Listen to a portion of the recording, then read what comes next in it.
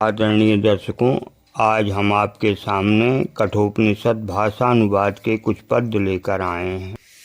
सबसे पहले शांति पाठ करते हुए कठोपनिषद में ऋषि कहते हैं, ओम सहनाववतु सहनौ भुनक्तु सह वीर्यं करवावहै तेजस्विनावधीतमस्तु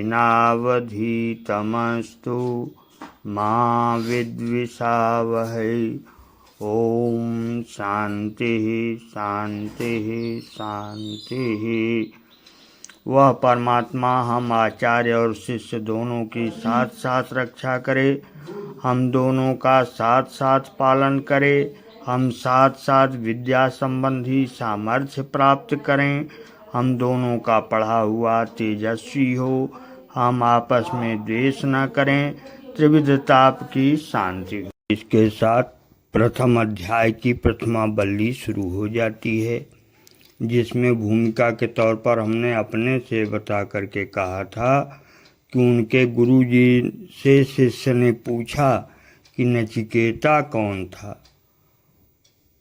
क्वासीत नचिकेतः, नचिकेता कौन था।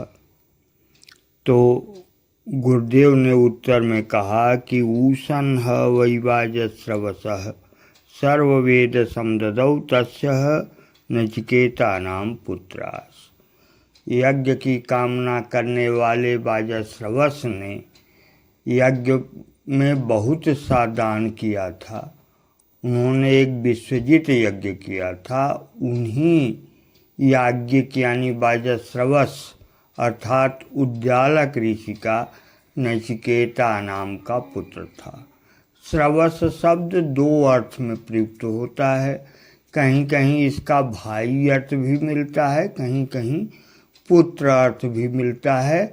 यद्यपि कठोपनिषद में पुत्र अर्थ ही लिया गया है, किंतु और उपनिषदों के अध्ययन से यह प्रमाणित होता है कि भाई थे वाजस्रवा के। किंतु कोई भी रहे हों, कहानी केवल नचिकेता की है प्रमुख रूप से, और नचिकेता उद्यालक के लड़के थे, तो इसका कुछ महत्व नहीं है कि वो उनके कौन थे। वाजस्रवा के परिवार के थे, वाजस्रवस इनको कहा जाता था, और कहीं कहीं आरुणि नाम से भी जाने जाते हैं। तो उन्होंने समझाया कि वाजस्रव ने यज्ञ में किया दान सर्वस्व, नचिकेता उनका तनय मूर्तिमान वर्चस्व। देखा उसने दक्षिणा हेतु बूढ़ी गायें दे रहे पिता, कुछ समझ शास्त्र का हेतु हृदय में चिंता की जल उठी चिता। नचिकेता ने सोचा ऐसी गायें जो देता है याज्ञिक, जल पीकर तृण खाकर खोकर इंद्रियां बनी हैं जो निहदृक, वह उसी लोक में जाता है जिसमें पापी जाया करते। अक्षय त्रास वेदना दीर्घ ऐसे प्राणी पाया करते। पूछा उसने हे तात मुझे किसको देंगे यह बतलाएं, मैं भी संपत्ति आपकी हूँ मेरी भी गुत्थी सुलझाएं। दो बार पिता ने बहकाया पर तनय अटल अपने पर था, झुंझला कर बोले ऋषि अमरस का भाव प्रकट नथने पर था। तुमको यम को दे रहा सुना बालक ने स्वर या व्यंग लिए, कुछ समझ न पाया क्यों ऐसे थे भाव पिता ने संग किए। सोचा उसने बहुतों में मैं हूँ प्रथम मध्य हूँ बहुतों में, फिर यम का ऐसा कौन कार्य जो सद सकता है बच्चों में। फिर एक बार धर धैर्य पिता को नचिकेता ने समझाया, भोले बालक की बातों में द्रुतभाष ज्ञान का लहराया। बोला हे पूज्य पिताश्री देखें इस जग में क्या है जीवन, यह जगत अन्न की भांति उगा करता मिटता रहता क्षण क्षण। कहते कहते चल दिया वहाँ से यम को पूर्ण समर्पित हो, यम रहे न घर पर, अतः 3 दिन रुकना पड़ा क्षुधावृत हो।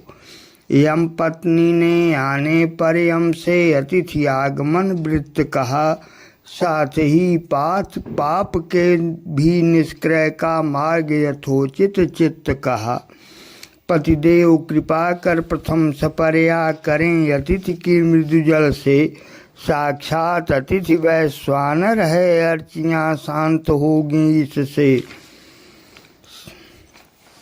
आशाएं सुखद प्रतीक्षाएं संगत सुनृति इष्टादि क्रिया, सब व्यर्थ हो गईं जिसके घर भूखे ब्राह्मण ने वास किया।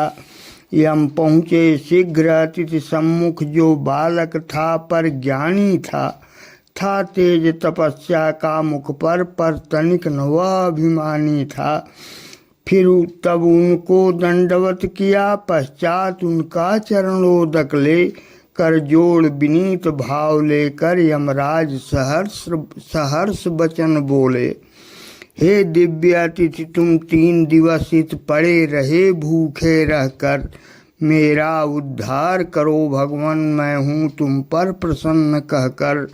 तुम अतिथि देव हो पूज्य सदा, मेरा हो कुशल नमन तुमको, वर 3 मांग इस महापाप से, आज बचा लो तुम हमको। ये यहाँ तक की कहानी आपके सामने हमने प्रस्तुत किया।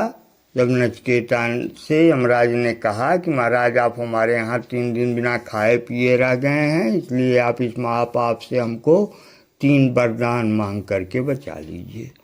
आगे की कहानी में आपको सुनाएंगे कि उन्होंने कौन कौन सा 3 वरदान मांगा और नचिकेता ने कैसे उन्हें वह वरदान प्रदान किया। धन्यवाद, हार्दिक शुभकामनाएं।